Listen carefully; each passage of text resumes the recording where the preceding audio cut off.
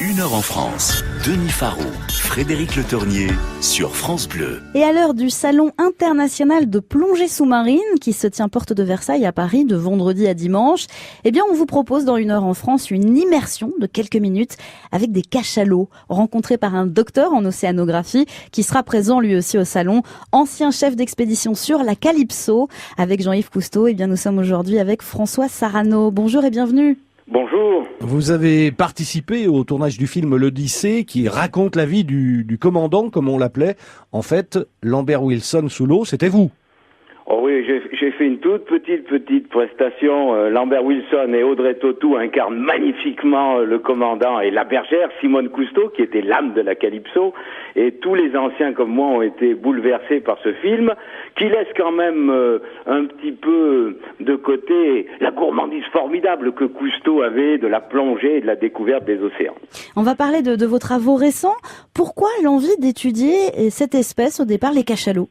Alors, pour plusieurs raisons. D'abord parce que les cachalots sont un symbole formidable de cette vie sauvage que nous avons réussi à préserver simplement en arrêtant de les chasser. Il faut savoir qu'il y a 30 ans, les cachalots étaient poursuivis sur toutes les mers du globe parce qu'on utilisait leur huile. Dans les années 70, on en tuait plus de 30 000 par an.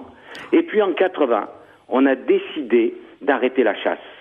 Et depuis, les rescapés du grand massacre, ont pu se reproduire et maintenant repeuplent les océans.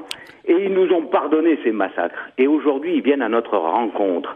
Et c'est ces rencontres extraordinaires qui montrent que la vie sauvage est accessible et qui sont bouleversantes. Voilà pourquoi c'est intéressant d'aller les étudier. Et puis surtout, ce sont des animaux sociaux qui ont des cultures propres et qui ont des langages spécifiques. Et donc tout ça est passionnant à découvrir parce que très longtemps, on a pensé que les animaux se limitaient à se reproduire et à se nourrir. Des animaux sociaux, dites-vous, François Sarano, ça veut dire que vous avez bien été accueillis sous l'eau chez les cachalots ? Ah, les cachalots sont des animaux très doux. Je dis toujours, c'est 50 tonnes de délicatesse.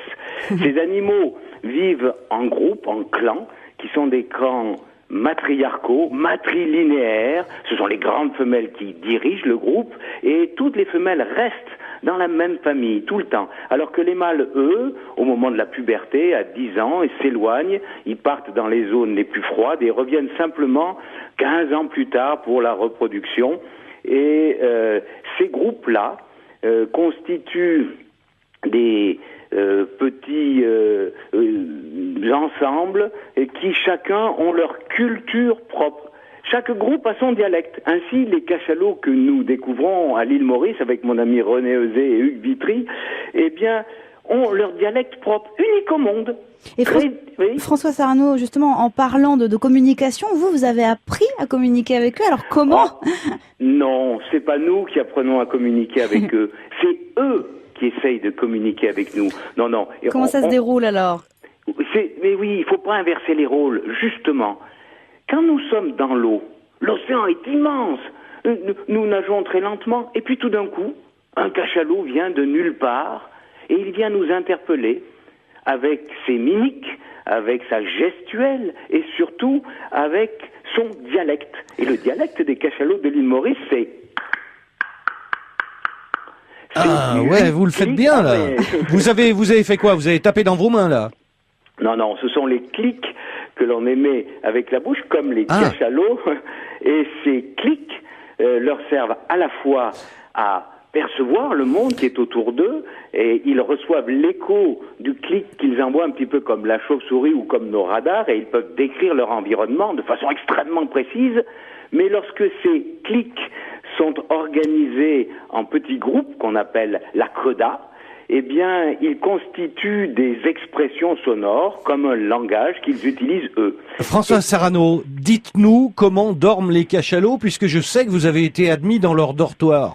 Ah oui, alors là, c'est extraordinaire. Vous savez, c'est le petit matin, l'eau est calme, vous vous immergez, vous ne voyez rien du tout, et tout d'un coup, vous avez face à vous une dizaine de menhirs gigantesques qui sont suspendus dans le bleu de l'océan à la verticale. Ce sont les cachalots immobiles comme des chandelles gigantesques. Et là, vous arrivez près d'eux, comme vous êtes respectueux. silencieux et discret. Ils dorment debout. Ils dorment debout. Ils dorment suspendus. La tête en haut. Oui, la tête en haut. Parfois aussi la caudale, mais le plus souvent c'est la tête en haut. Et attention, comme tous les cétacés qui doivent respirer volontairement, il n'y a qu'une partie du cerveau qui sommeille. On dit toujours la moitié du cerveau qui sommeille, l'autre moitié en éveil. Donc ils vous ont entendu, ils vous ont vu, ils savent que vous êtes là. François Sarano, on a envie parce que de voir ces images, vous en avez tourné beaucoup d'heures. Quand est-ce qu'on va pouvoir assister à cela? Alors, normalement, au printemps, déjà, il va y avoir une série qui s'appelle La Planète des Géants qui va sortir sur la 5e. Cette série a été réalisée par mon ami Guillaume Vincent et avec René Euzé, nous avons été les présentateurs et René le caméraman qui a tourné ces images et vous verrez le dortoir des cachalots. Mais pour ceux qui veulent en savoir plutôt plus vite, qu'ils nous rejoignent au Salon de la Tournée. Et voilà. Samedi à 16h, vous voulez dire. 181, on est le stand B2B4 et je vous présenterai des images. Avec grand plaisir. La conférence samedi après-midi au Salon international de la plongée sous-marine Porte de Versailles. À Paris. Merci beaucoup d'avoir été avec nous, nous avoir fait rêver, François Sarano. Merci, très belle journée. Belle journée, belle conférence à vous. Alors, à bientôt. Au revoir. Au revoir.